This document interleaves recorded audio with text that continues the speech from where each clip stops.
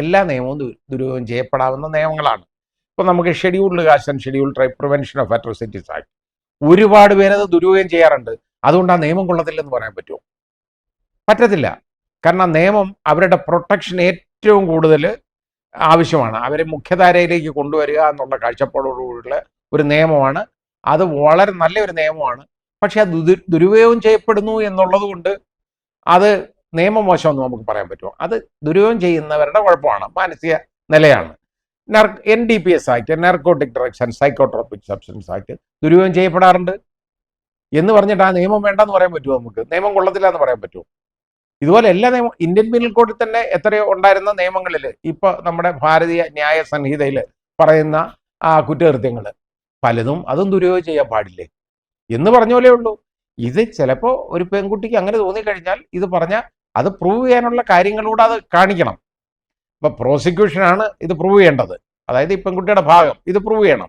Prove ചെയ്യാന്ന് പറഞ്ഞു കഴിഞ്ഞാൽ ഇത് മുഴുവൻ അവൻ സമ്മതിക്കുക, പരസ്പര സമ്മതത്തോടു കൂടിയാണെന്ന് അവൻ പറഞ്ഞു കഴിഞ്ഞാൽ ഈ പരസ്പര സമ്മതം എങ്ങനെ വാങ്ങിയെടുത്തു എന്നുള്ളതിനെ കുറിച്ച് ഉള്ള തെളിവാണ് പിന്നെ വേണ്ടത്. അത് ഇവനിങ്ങനെ മുൻകാലങ്ങളിൽ ഇങ്ങനെ ആരെങ്കിലും വഞ്ചിച്ചിട്ടുണ്ടോ, അല്ലെങ്കിൽ അതും പോട്ടെ, ഈ പെൺകുട്ടിയുടെ അതുമായിട്ടുള്ള സംഭാഷണങ്ങൾ എങ്ങനെയാണ്, ഇതിന് ഇവനെ ഒരു ക്ലിയർ കട്ടായിട്ടൊരു വാഗ്ദാനം കൊടുത്തിട്ടുണ്ടോ, ഇതെല്ലാം നോക്കേണ്ട ഒരു കാര്യമാണ്. അതിന് തെളിവ് വേണം, അല്ല വെറുതെ പറഞ്ഞുകൊണ്ട് കാര്യമില്ല.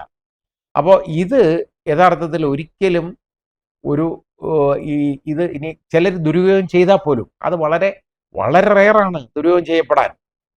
കാരണം ഈ പെൺകുട്ടികളൊക്കെ വൾണറബിൾ ആവുന്നതിൻ്റെ കാരണം ഒരുപാട് കാര്യങ്ങൾ കൊണ്ടാണ്. എന്തെങ്കിലും വാഗ്ദാനം, ഇപ്പം സിനിമയിൽ ചാൻസ് തരാം എന്ന് പറഞ്ഞ് പീഡിപ്പിച്ചെന്നിരിക്കട്ടെ, ചാൻസും കൊടുക്കുന്നില്ല. അപ്പോൾ ആ കൺസെന്റ് എന്ന് പറയുന്നത് എന്താണ്? ഇയാൾ എന്നെ ഇങ്ങനെ ആവും, ഏതായാലും സിനിമ, വിവാഹം മാത്രമല്ല സിനിമ. പക്ഷെ എന്ന് പറഞ്ഞ പോലെ ഇവിടെ പ്രത്യേകിച്ചൊരു വകുപ്പ് വിവാഹ വാഗ്ദാനം നൽകിയിട്ട് ഇതുപോലെ ചെയ്യാം. കാരണം എന്താണെന്നറിയോ ഇത് വരാൻ കാരണം? ഇതിപ്പോൾ ധാരാളമുണ്ട്.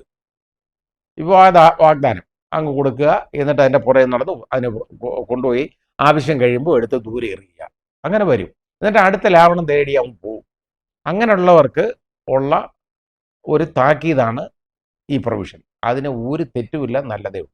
ഒരു പെണ്ണിനെയും വിളിച്ചുകൊണ്ട് നിന്നിട്ട് ഒരു അമ്പലത്തിന് മുമ്പിലോട്ട് ചെന്നിട്ട് അമ്പലത്തിന് മുമ്പിൽ വെച്ച് മാല ഇടുന്നതാണല്ലോ ഒരു കണ്ടേക്കുന്നത്. അതിൻ്റെ കഴുത്തേൽ ഒരു തുളസി മാല ഇട്ട് കൊടുത്തതിന് ശേഷം നമ്മൾ കല്യാണം കഴിച്ചു, ഒരു കുഴപ്പമില്ല എന്ന് പറഞ്ഞ് നേരെ ലോഡ്ജിലോട്ട് വിളിച്ചുകൊണ്ട് പോവുക. അവിടെ വെച്ച് അതിനെ ലൈംഗികമായിട്ട് ഉപദ്രവിക്കുക. ഇതെല്ലാം ചെയ്തതിന് ശേഷം അനങ്ങാതെ നാട് വിട്ട് അതിൻ്റെ കയ്യിൽ വല്ല അതിൻ്റെ കടുക്കന കമ്മലോ എന്തെങ്കിലും കുത്തുണ്ടെങ്കിൽ അതും കൂടി വാങ്ങിച്ചുകൊണ്ട് അവൻ പോകും. ഇങ്ങനെ ചെയ്യുന്നവന്മാരെ റേപ്പിനും ബലാത്സംഗത്തിനും ശിക്ഷിക്കണം, ഒരു സംശയം വേണ്ട. കാരണം അവിടെ ഫ്രീ കൺസെന്റ് ഇല്ല. പെൺകുട്ടിയുടെ ഫ്രീ കൺസെന്റ് ഇല്ലാതെ ഉള്ള ലൈംഗിക ബന്ധമാണ്. പിന്നെ പരസ്പര സമ്മതപ്രകാരം ഉഭയസമ്മതപ്രകാരമുള്ള ലൈംഗിക ബന്ധം എന്ന് പറഞ്ഞാൽ നമുക്ക് എന്തോ അറിയാമല്ലോ, ഇതൊന്നുമല്ല. അതൊക്കെ വേറെ കാര്യങ്ങളാണ്. ഉഭയസമ്മതം, അത് പൈസയൊക്കെ കൊടുത്ത് ഒക്കെ നടത്തുന്ന ബന്ധങ്ങൾ കാണും. അതൊക്കെ ചിലപ്പോൾ ഉഭയസമ്മതമായിരിക്കും. കാശും വാങ്ങിച്ചിട്ട് ഇതുമെല്ലാം കഴിഞ്ഞതിന് ശേഷം പറഞ്ഞ് ഇത് ഇങ്ങനെയൊക്കെയുള്ള കാര്യങ്ങൾ ചിലപ്പോൾ വന്നേക്കാം. അതൊന്നും ഈ പുരുഷന് കോടതി തെളിയിക്കാൻ പറ്റത്തില്ല, എളുപ്പമുള്ള കാര്യമല്ല. എന്ന് പറഞ്ഞ പോലെ ഇങ്ങനെയുള്ള ഒരു കാര്യം ഈ കുട്ടിയെ ഇതേപോലെ പ്രലോഭിപ്പിച്ച് ഇങ്ങനെ ചെയ്തതാണ്, മനഃപൂർവ്വമായിട്ട് അവൻ ഇത് ചെയ്തതാണ് എന്നുള്ളത് അത് എസ്റ്റാബ്ലിഷ് ചെയ്യാൻ പറ്റിക്കഴിഞ്ഞാൽ കൺസെന്റ് ഫ്രീ അല്ല എന്നുള്ള ഒരൊറ്റ കാരണം കൊണ്ട് അത് ബലാത്സംഗമാവും. അത് നേരത്തെ അതിനൊക്കെ ഒരുപാട് ഡിസിഷൻ വന്നിട്ടുണ്ട്. ഇപ്പൊ എൻ്റെ തന്നെ ഡിസിഷൻ ഒരുപാട് ഉണ്ടാക്കും ഇങ്ങനെയുള്ള കാര്യത്തിൽ. അപ്പോൾ അത് വന്നേക്കുന്ന അതിപ്പോ യഥാർത്ഥത്തിൽ ഒരു വകുപ്പായിട്ട് അത് ഉൾപ്പെടുത്തി. ഇത് മാത്രമേ ഉള്ളൂ, അല്ലാതെ ഇതിനകത്ത് യാതൊരു വ്യത്യാസവുമില്ല. ഇത് പുരുഷന്മാർക്കെതിരായിട്ടുള്ള വകുപ്പല്ല. സ്ത്രീകൾ അവർ സംരക്ഷിക്കപ്പെടേണ്ടവരാണ്, അവരെ പ്രൊട്ടക്റ്റ് ചെയ്യപ്പെടേണ്ടവരാണ്. അവരുടെ മാന്യതയ്ക്ക് കളങ്കം വരുന്ന ഒരു പണികളും ചെയ്യാൻ പാടില്ല. അതാണ് അതിൻ്റെ ഉദ്ദേശം. അത് നല്ല കാര്യത്തോടു കൂടി കൊണ്ടുവന്നേക്കുന്നതാണ്. നേരത്തെ ഉണ്ടായിരുന്നത് 10 വർഷം ഉണ്ടായിരുന്നു.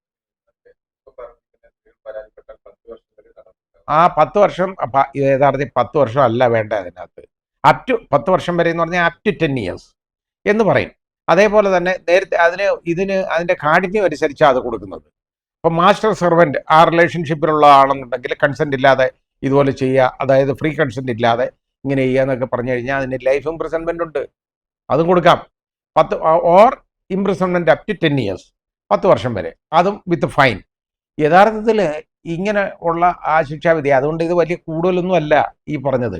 പിന്നെ വേറെ കാര്യമുണ്ട്, ഇങ്ങനെ ഒരു തവണ ഇങ്ങനെ ഈ 10 വർഷം കിടന്ന് അത് മതി എന്ന് വെക്കണം, കുഴപ്പമില്ല, കിടക്കട്ടെ. ഒരല്പം നേരത്തെ സുഖത്തിന് വേണ്ടി പോന്നതല്ലേ, കിടന്നോട്ടെ.